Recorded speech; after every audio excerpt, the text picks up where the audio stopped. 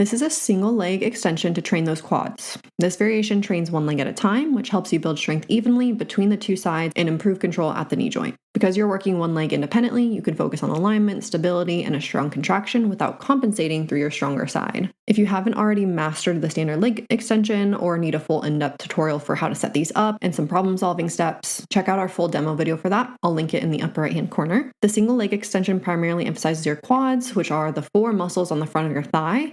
They include the vastus lateralis, vastus medialis, vastus intermedius, and your rectus femoris. This exercise is considered a short and biased movement, meaning that the top of the lift, when your knee is fully extended, is where the tension is the highest. The bottom is mechanically easier and the movement becomes harder as your shin approaches parallel with the floor and your knee nears full extension. So we really want to make sure we're getting to that full parallel position and maximizing our time there. For your setup, start by adjusting your back pads so that when you sit down, your knee joint lines up directly with the machine's pivot point. Most machines have a small marker near the axis, like a red dot or a circle.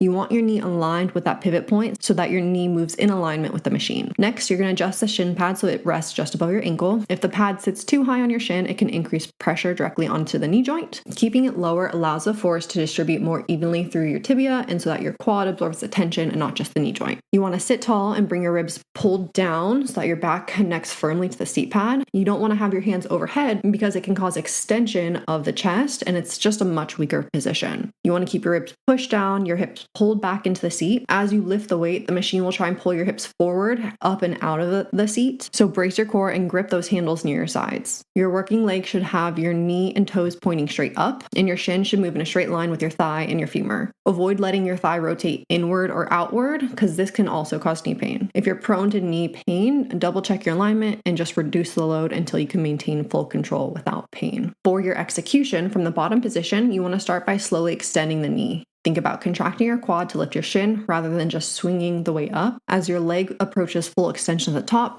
continue driving into that contraction and fully straighten your knee without snapping it aggressively into hyperextension. At the top, we want to pause for maybe 1 second and really focus on squeezing your quad. Then let the weight slowly lower back down with control. The eccentric or lowering phase is just as important as the lift.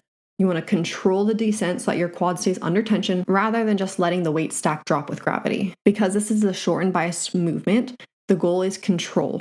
We want to start the reps smoothly from the bottom, build tension as we pull upward, squeeze at the top, and then slowly lower with control. If you are prone to some knee discomfort, you can gently pull your toes up towards your shin. This engages your anterior tibialis and can help you feel more stable at your knee during the movement.